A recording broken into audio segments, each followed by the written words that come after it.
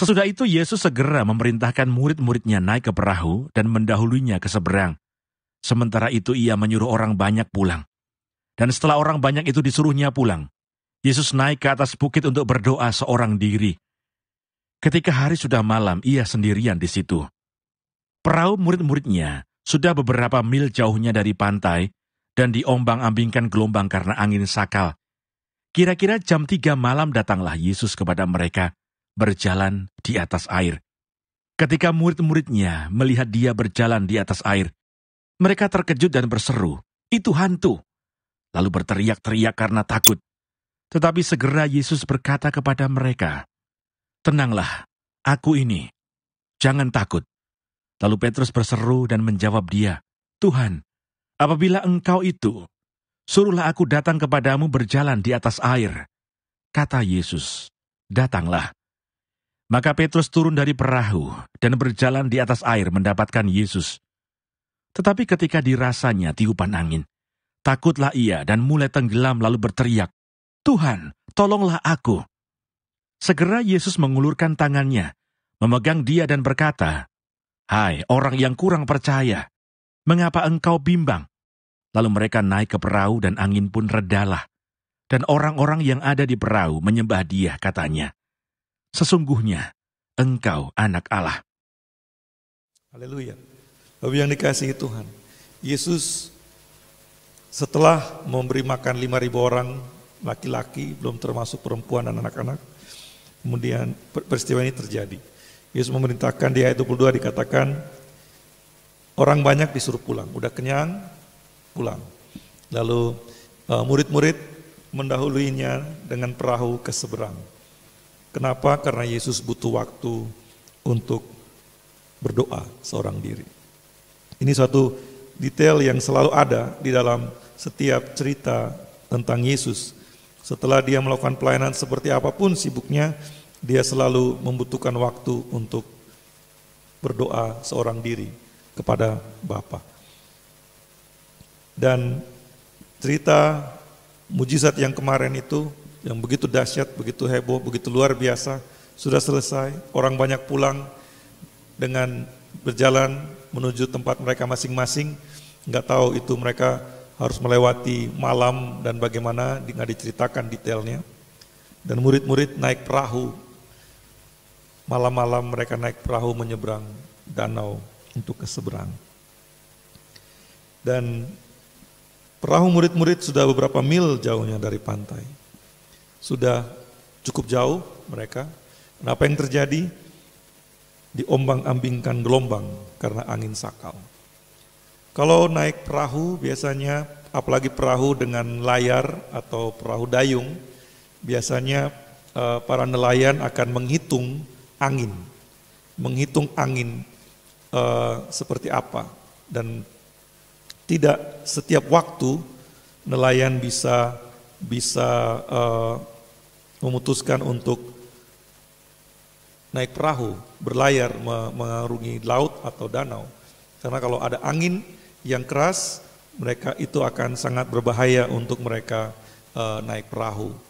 Dan saya pribadi pernah mengalami waktu masih kuliah, kami jalan-jalan ke Pulau Semau. Pulau Semau itu dari Kota Kupang hanya 30 menit naik perahu dengan speedboat, bisa ke Pulau Semau, dan itu Pulau Semau punya pantai yang cantik sekali.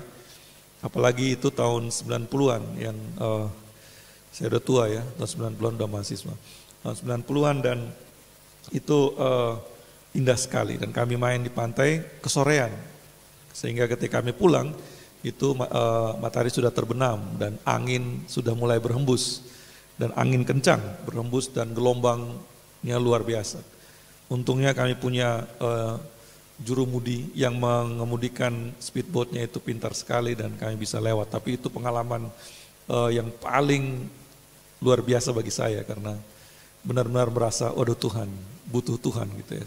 Sambil diombang-ambingkan oleh gelombang bernyanyi, "Oh Lord my God, when I in awesome wonder." Seperti itu ya. Nah, murid-murid naik ke atas perahu ini ketika sudah menjelang malam. Selesai, orang banyak makan, semua udah beres-beres dengan roti 12 bakul, mereka menyeberang danau.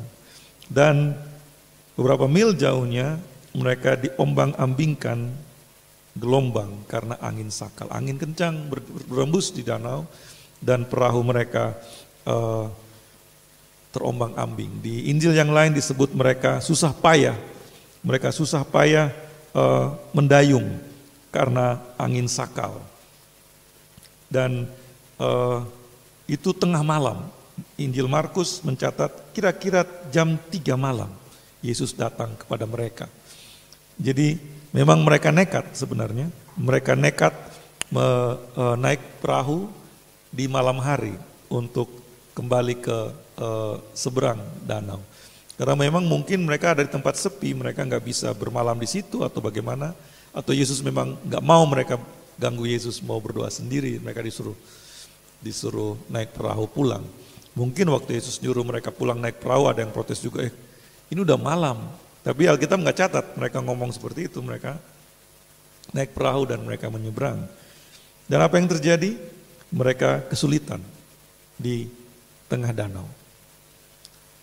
Mengalami gelombang dan mereka susah payah karena angin sakal. Ada bahaya, mereka bisa tenggelam. Kenapa? Karena Yesus suruh mereka menyeberang danau malam-malam. Karena itu bukan waktu yang menguntungkan untuk menyeberang danau. Tapi apa yang terjadi? Kira-kira jam 3 malam, datanglah Yesus kepada mereka berjalan di atas air. Bapak Ibu yang dikasihi Tuhan, satu yang keren dalam cerita hari ini adalah Yesus datang di saat yang tidak biasa. Ketika kita menjalani hidup iman kita, kita ingin bersama Yesus dalam perjalanan iman kita. Kita mengimani bahwa Yesus mengiring kita. Kita nyanyi lagu, saya mau iring Yesus. Meskipun pikul salib, saya mau iring Yesus. Dan Yesus memang selalu bersama dengan kita. Murid-murid mengalami jam 3 malam, diombang-ambingkan angin sakal. Tiba-tiba Yesus datang di saat yang tidak biasa. Bukan hanya di saat yang tidak biasa, tapi juga dia datang dengan cara yang tidak lazim. Momennya murid-murid lagi konsentrasi bagaimana mereka mengendalikan perahu mereka. Saya ingat sekali waktu kami menembus gelombang menuju ke Kupang dari Pulau Semau, yang membawa speedboatnya itu pintar sekali. Saya kagum sekali bagaimana dia bisa tahu ketika gelombangnya naik, gelombangnya turun seperti apa, dan bagaimana perahunya itu harus meliuk-liuk di antara gelombang itu. Kita semua basah kuyup di dalam perahu, tapi perahunya lolos, bisa sampai dengan selamat di tujuan. Murid-murid dalam keadaan seperti itu sedang berkonsentrasi bagaimana mengendalikan perahu ini. Tiba-tiba ada satu sosok yang muncul di tengah danau. Itu saat yang sangat tidak biasa untuk bertemu dengan Yesus. Dan caranya juga, Yesus bukan naik perahu menyusul mereka. Dia berjalan di atas air menyusul mereka. Yesus melihat mereka kepayahan kelihatannya mengendalikan perahu mereka. Dan Yesus merasa mereka butuh pertolongan. Karena tidak biasanya momen itu, murid-murid terkejut dan berseru, itu hantu. Mereka berteriak-teriak karena takut. Bisa bayangkan teman-teman saat itu. Itu saat yang memang benar-benar horor sekali. Gelombang tinggi, ada angin berhembus, dan tiba-tiba ada satu sosok berjalan di atas air. Siapa yang bisa jalan di atas air? Sampai hari itu mereka belum pernah melihat Yesus melakukannya. Itu pertama kali mereka melihat ada orang yang bisa jalan di atas air seperti berjalan di tanah kering. Dan mereka berteriak-teriak karena takut. Teman-teman yang dikasihi Tuhan, Yesus berjanji, I am with you always. Aku menyertaimu sampai kesudahan zaman. Aku menyertaimu. Ketika kita berjalan bersama Yesus dalam kehidupan iman kita, Kita perlu percaya, kita harus percaya pada janji Yesus yang menyertai kita. Dan penyertaan Yesus, teman-teman, penyertaan Yesus terkadang terjadi dengan cara yang tidak biasa. Mungkin bukan terkadang, seringkali Yesus datang di saat yang tidak biasa. Seringkali Yesus menyapa kita di saat yang tidak biasa. Seringkali Yesus mendatangi kita dengan cara yang tidak biasa. Kita tidak menduga dengan cara ini Yesus akan mendatangi kita. Kita tidak menduga lewat orang ini Yesus akan menyapa kita. Tapi Yesus melakukannya. Dan ketika itu respon kita biasanya memang seperti murid-murid. Berteriak-teriak karena takut. Itu hantu. Gak bisa percaya, gak bisa bayangkan bahwa itu Yesus. Murid-murid gak bisa menduga bahwa itu Yesus. Karena keadaan yang begitu tidak biasa. Karena kondisi yang memang begitu tidak lazim. Murid-murid tidak bisa menduga bahwa itu Yesus. Lalu Yesus bilang apa sama mereka? Tenanglah, aku ini, jangan takut. Aku. Tenanglah, aku ini, jangan takut. Jangan takut. Dalam keadaan yang tidak biasa, ketika Yesus datang kepada kita, teman-teman, gak usah takut. Karena ketika Yesus datang, Dia membawa damai sejahtera. Ketika Yesus datang, Dia membawa ketenangan. Be of good cheer. Artinya, bergembiralah, tenanglah. Take heart. Di versi Revised Standard Version bilang, take heart, it is I. Artinya jangan takut. Hatimu jangan gentar. Ini aku, kata Yesus. Ketika Yesus datang, Dia bilang kepada kita, jangan takut. Aku ini. Dalam keadaan seperti apapun, dalam keadaan yang seaneh apapun, kalau Yesus sudah datang, semua ketakutan kita dilenyapkan, Bapak Ibu. Dalam keadaan seaneh apapun, kalau Yesus datang, semua ketakutan disingkirkan. Karena itu, perhatikan baik-baik. Dalam kondisi yang paling mengerikan sekalipun, Yesus bisa datang. Dalam kondisi yang paling aneh sekalipun, Yesus bisa datang. Ketika kita terpuruk, ketika kita putus asa, ketika kita nggak tahu harus bagaimana, Yesus bisa datang. Saya membayangkan, mencoba menempatkan diri saya pada posisi murid-murid yang disuruh Yesus, kalian pulang duluan, naik perahu. Mereka datang bareng-bareng sama Yesus, menyeberang danau cari tempat sunyi. Harusnya Yesus sudah punya perhitungan dong, kalau di tempat sunyi sampai malam ya mereka nginep di situ. Mereka biasa kok nginep bareng Yesus. Yesus berdoa, mereka tidur. Itu biasa, doa semalaman. Yesus yang berdoa, mereka semalaman suntuk gitu kan. Mereka suntuk semalaman, Yesus berdoa semalaman. Itu udah biasa. Tapi kenapa malam itu Yesus suruh mereka pulang duluan? Kalau saya menempatkan diri saya pada posisi murid-murid, kalau saya salah satu murid-murid, sambil mencoba mengendalikan perahu, saya akan, Yesus ini apain sih, kenapa sih suruh kita pulang duluan? Kan bisa kita istirahat tidur di situ. Pagi-pagi baru kita udah tenang, baru kita naik perahu sama-sama. Bisa seperti itu kan. Kadang-kadang ketika kita melangkah dengan iman, melangkah awalnya, langkah pertamanya itu gagah, berani. Patriotisme kita dalam iman gitu luar biasa gitu kan. Ku berjalan ke Kanaan, dengan gagah gitu. Tapi ketika berjalan angin bertiup. Kok Yesus suruh kita jalan ke sini? Mungkin murid-murid berkecamuk pikiran-pikiran seperti itu. Ini kenapa kita harus naik perahu malam-malam kayak gini? Teman-teman yang dikasihi Tuhan. Cara Tuhan memimpin kita kadang-kadang memang membuat kita mempunyai pertanyaan-pertanyaan seperti itu. Itu wajar. Karena berjalan bersama dengan Yesus adalah berjalan karena percaya. Sehingga ketika kita berjalan karena percaya, akan ada pertanyaan-pertanyaan. Kenapa? Karena ada ketidaklaziman demi ketidaklaziman yang Yesus izinkan kita alami. Ingat cerita Sadrak, Mesak, dan Abednego. Mereka disuruh menyembah patung yang dibuat oleh Raja Babel. Mereka enggak mau. Raja Babel bilang, saya kasih kesempatan sekali lagi ya. Trompet berbunyi, kalian bertiga harus menyembah. Kalau enggak, kalian akan dilemparkan ke dalam api yang bernyala-nyala. Sadrak, Mesak, dan Abednego jawabnya begini, Tuanku Raja, enggak ada gunanya kami jawab lagi. Karena kami tidak akan menyembah patung yang Tuanku Raja buat.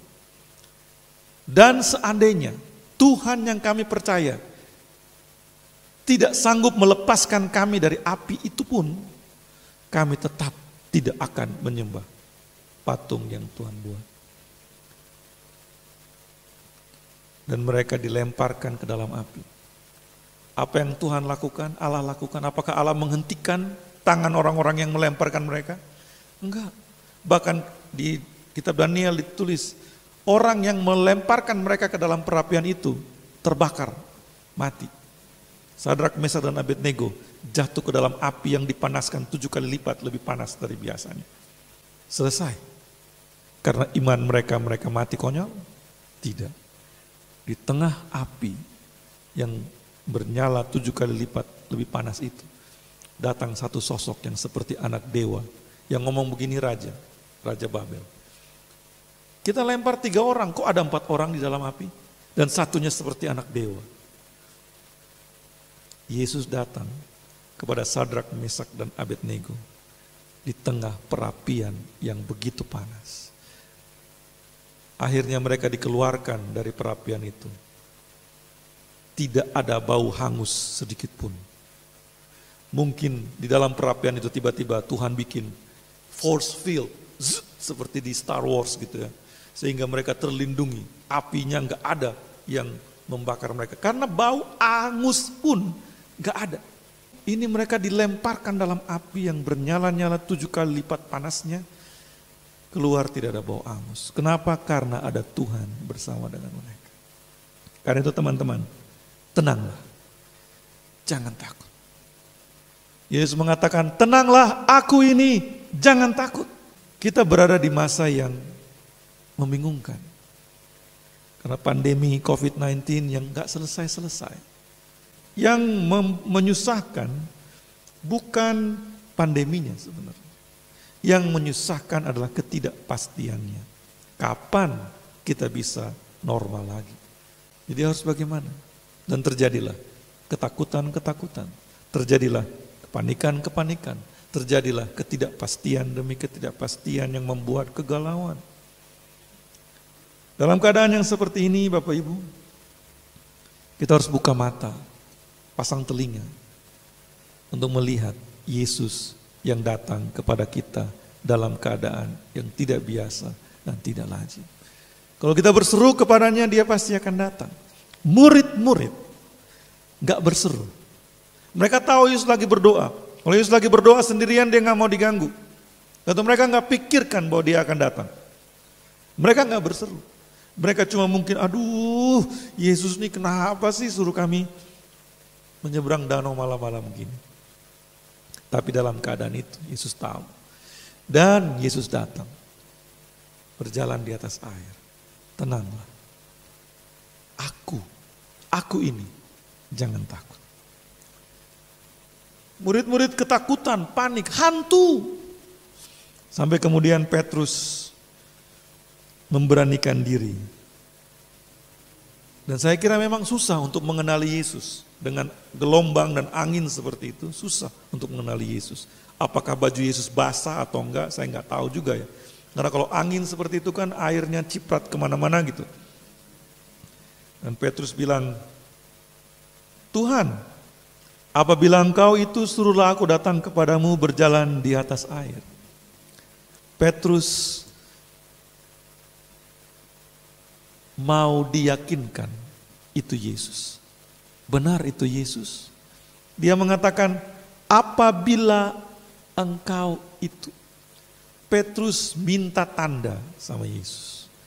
Tuhan kasih tanda dong. Kasih tanda. Kalau itu Tuhan. Bapak Ibu yang dikasihi Tuhan. Ini pelajaran yang bagus bagi kita hari ini. Kenapa? Karena ketika kita ragu, ketika kita butuh tanda, ternyata kita boleh minta tanda. Dan saya kasih tahu, kalau minta tanda sama Tuhan, harus minta tanda yang memang hanya Tuhan yang bisa berikan. Jangan minta tanda tapi disetting, seolah-olah dari Tuhan tapi kita yang udah setting orangnya gitu. Itu bukan tanda. Dengan manusia kita bisa kayak gitu. Bersandiwara, seolah-olah, seakan-akan. Tapi kalau dengan Tuhan, kalau mau minta tanda sama Tuhan, minta tanda yang memang hanya Tuhan yang bisa lakukan. Seperti Gideon, dia minta tanda, ini sehelai bulu. Saya taruh di tanah, saya mau seluruh tanah ini basah, bulunya kering. Atau sebaliknya, bulunya ini aja yang basah, selain yang lain semuanya kering. Gideon 2 kali minta tanda seperti itu. Dan Tuhan lakukan persis seperti yang Gideon minta. Petrus minta tanda. Tuhan, kalau itu engkau, biar aku juga jalan di atas air. Itu hanya Tuhan yang bisa lakukan tanda itu. Dan itu untuk melakukan tanda itu juga Petrus mengambil resiko. Danau itu dalam Bapak Ibu, karena danau beda dengan kali. Petrus bilang, kalau itu Tuhan, biar aku berjalan di atas air. Dia minta tanda yang hanya Tuhan yang bisa berikan tandanya. Dan dia juga memberi dirinya, mengambil resiko dengan tanda itu. Yesus bilang apa? Ayo, sini, datanglah. Come. Kalau minta tanda, Tuhan akan menjawab dengan ya. Ayo. Datang. Dan Petrus pun datang.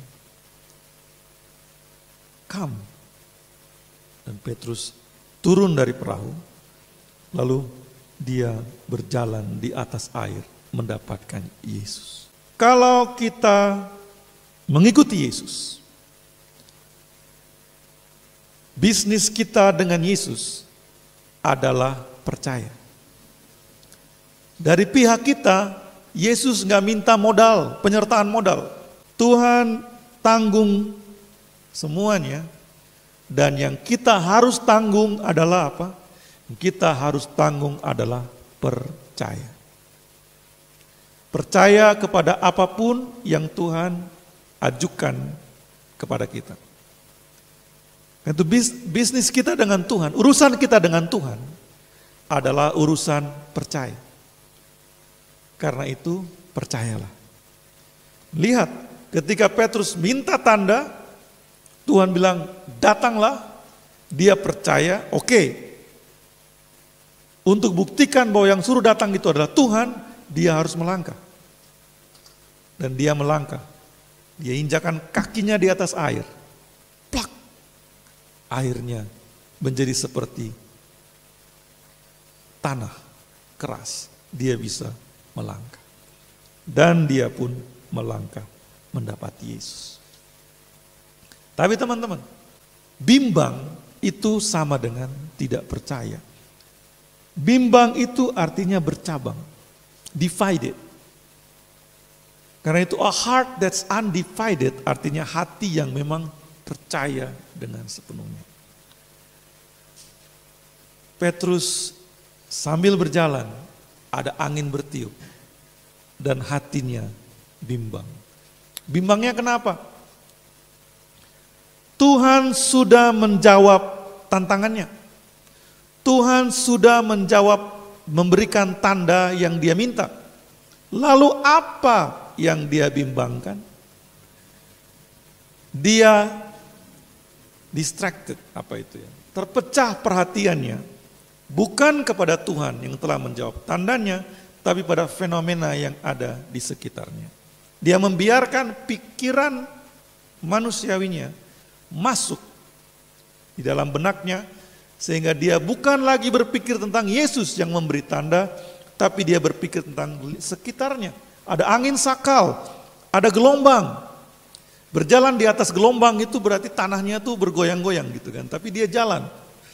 Jadi pengen ya jalan di atas gelombang kayak gitu, gimana rasanya ya. Apakah Tuhan mau izinkan kita mengalami seperti itu? Itu kemahakuasaan Tuhan. Tapi jangan coba-coba ya. Tuhan, aku mau berjalan di atas air. Lalu pergi ke Kali Progo, lalu mulai berjalan di atas air. Teman-teman, percaya artinya whole, utuh percaya. Gak terbagi-bagi. Karena Petrus bimbang, dia tenggelam. Saya katakan tadi, urusan kita dengan Tuhan, modal yang Tuhan minta dari kita adalah percaya. Apapun yang terjadi, sekitar kita keadaannya kayak gimana, orang-orang ngomong apa, dunia mau jadi kayak gimana, modal yang Tuhan minta dari kita adalah percaya.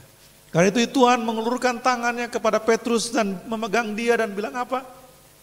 Hai orang yang kurang percaya, mengapa engkau bimbang? Jangan bimbang, teman-teman. Dunia datang kepada kita dengan segala macam fenomena.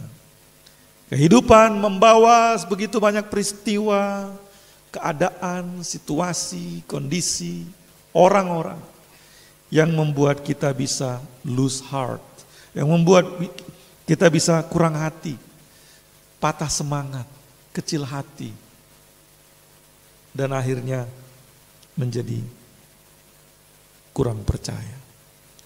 Tapi ingat firman ini, modal yang Tuhan minta dari kita hanya percaya. Karena itu percayalah. Percaya itu gratis kok. Tetapi percaya itu priceless, teman-teman. Nilainya tinggi sekali. Ketika kita menaruh percaya pada Tuhan, kita menaruh percaya pada firman-Nya, kita menaruh percaya pada janji-janjinya, kita menaruh percaya pada kata-kata Tuhan, itu artinya kita siap menaruh hidup kita di situ. Mati pun gak apa-apa. Karena apa? Karena kita menaruh percaya. Murid-murid Yesus ini, mereka semuanya mati martir. Karena apa? Karena modal yang mereka berikan kepada Tuhan adalah percaya. Di zaman kita sekarang ini, Injil tetap harus diberitakan. Kita nggak bisa kumpulkan orang di gereja, lalu kita harus beribadah secara online. Kita harus streaming lewat sosial media, Facebook, YouTube, dan sebagainya. Itu butuh effort, butuh usaha kan. Ada yang jadi harus belajar edit video, harus punya koneksi internet yang bagus, dan macam-macam. Susah. Pengkhotbah harus belajar ngomong di depan kamera. Tapi teman-teman, kalau yang Tuhan minta dari kita hanya percaya, itu artinya demi Tuhan apapun kita mau lakukan. Demi Tuhan apapun, resiko apapun kita mau tanggung. Kalau kita harus bekerja keras, harus belajar hal-hal yang baru, kita belajar hal-hal yang baru. Dunia sedang berubah. Dan churching, bahasa Inggrisnya, bergereja, sedang berubah. Konsep bergereja sedang berubah. Karena itu jangan mengeluh dengan kondisi ini, tapi taruh percayamu kepada Tuhan. Dan coba lihat Tuhan yang sedang datang dengan cara yang tidak lazim. Coba lihat Tuhan yang sedang bekerja dengan cara yang tidak lazim. Kalau yang dibutuhkan dari kita adalah belajar lagi, ayo belajar lagi. Karena Tuhan sedang memulai pekerjaan gerejanya dengan cara yang baru. Yang mungkin tahun yang lalu masih tidak lazim. Sekarang ini cara yang baru. Itu jangan bimbang, jangan ragu, tapi kerjakan apa yang bisa kita kerjakan. Dan lihat, kita akan berjalan di atas air. Artinya apa? Karena perkara-perkara ajaib yang Tuhan akan kerjakan bersama dengan gereja yang mau belajar hal-hal yang baru. Gereja yang mau menyesuaikan dengan ketidaklaziman yang Yesus bawa, yang Tuhan bawa. Karena modal kita hanya percaya, teman-teman. Kalau hari-hari ini usahamu sedang susah, hari-hari ini pekerjaanmu sedang susah, datang kepada Tuhan, pasang telinga, pasang mata untuk lihat apa yang Tuhan sedang bawa kepadamu. Tuhan datang dengan caranya. Ketika kita berjalan bersama dengan Tuhan, kita harus mengikuti waktunya Yesus, timeline-nya Yesus. Bukan kita yang atur Yesus, tapi Tuhan yang mengatur semuanya. Hidup ini sebuah cerita katanya. Tuhan yang menulis cerita hidup kita, yang ngatur plotnya, alurnya, timeline-nya, itu Tuhan. Karena itu kita harus menyelaraskan waktu kita dengan waktunya Tuhan. Kalau sekarang waktunya untuk berhenti dan belajar, belajarlah. Kalau sekarang waktunya untuk berhenti dan berdoa, berdoalah. Kalau sekarang waktunya untuk berdoa, bukan hanya berdoa tapi berpuasa, berpuasalah. Karena waktu Yesus itu yang harus kita ikuti. Dan bukan hanya waktunya Yesus, caranya Yesus. Kalau Yesus mengajak kita, ayo kita jalan. Jalan lewat mana? Lewat danau. Jalan di atas air. Jalan. Kalau Yesus mengajak kita, ayo jalan. Lewat mana? Lewat perapian yang bernyala-nyala. Ayo jalan. Jalannya gimana? Jalan aja. Melangkah, berjalan, melangkah. Step by step, langkah demi langkah. Mazmur 23 mengatakan, sekalipun aku berjalan melewati lembah bayang-bayang maut, ku tidak takut bahaya. Kenapa enggak takut bahaya? Karena gembala yang baik bersama dengan kita. Ini adalah saatnya di mana kita harus meyakinkan diri kita bahwa gembala kita yang sempurna itu tidak pernah meninggalkan kita. Bahkan sebelum kita memanggil dia, dia sudah tahu keadaan kita. Murid-murid belum panggil Yesus. Yesus lihat mereka lagi susah. Dan Yesus datang. Waktunya Yesus, caranya Yesus. Bagian kita bagaimana? Percaya. Percaya saja. Nah, seperti pujian tadi Tuhan mengatakan, anakku yang tersayang, aku sungguh mengenalmu. Nega norel cal anora. I know you so well, kata Yesus. Aku tahu betul kamu seperti apa. Aku tahu betul kalau keadaan kayak gini akan membuatmu kayak gimana. Aku tahu betul. Aku sungguh mengenalmu. Tapi bukan hanya aku sungguh mengenalmu. Aku memberkatimu. Aku menyertaimu. Aku menolongmu. Kayak itu hari ini Bapak Ibu. Yesus berjalan di atas air bukan untuk sok-sokan. Yesus berjalan di atas air untuk menolong anak-anaknya, murid-muridnya yang sedang kepayahan mendayung perahu. Kalau hari-hari ini engkau sedang kepayahan mendayung perahu hidupmu, angkat matamu dan lihat Yesus datang. Yesus ada. Yesus ada di tengah badai. Yesus ada di tengah angin sakal. Yesus ada di tengah gelombang yang menderu. Karena apa? Karena engkau anaknya yang tersayang. Jadi bagaimana? Percaya saja. Percaya saja. Modal kita cuma percaya. Trust Jesus. It works. Percayalah kepada Yesus. Pasti berhasil. Mari kita berdoa. Bapa di surga, terima kasih karena kami memiliki Yesus yang mendatangi kami, yang sedang kepayahan mendayung perahu kami. Hari-hari ini mungkin banyak yang sedang kepayahan mendayung perahu hidupnya Tuhan. Tolong kami. Tolonglah semua yang mendengarkan khotbah ini dan yang sedang kepayahan mendayung perahu hidupnya. Mari datang Tuhan, tunjukkan dirimu. Dan kami mau memandang kepada Yesus di tengah badai itu. Kami mau memandang kepada Yesus di tengah gelombang itu. Kami mau memandang kepada Yesus di tengah angin sakal itu. Dan melihat Yesus tidak meninggalkan kami. Yesus tidak pernah meninggalkan kami. Pertolongannya selalu ada bagi kami. Dan kami mau percaya dan tidak bimbang. Karena ketika kami percaya, angin sakal itu reda. Karena ketika kami mengundang Yesus naik ke perahu hidup kami, angin sakal itu reda. Karena sungguh Dialah pertolongan kami. Mari Tuhan, jangan berdiri di luar, tapi masuklah di dalam perahu kami, bersama-sama dengan kami. Karena kami tidak bisa berharap kepada yang lain, karena kami tidak bisa menggantungkan hidup kami pada yang lain, selain hanya pada Yesus saja. Hanya Engkau Yesus yang kami mau percaya. Tolonglah kami. Tolonglah kami. Dalam nama Yesus. Semua kita yang percaya katakan. Amin.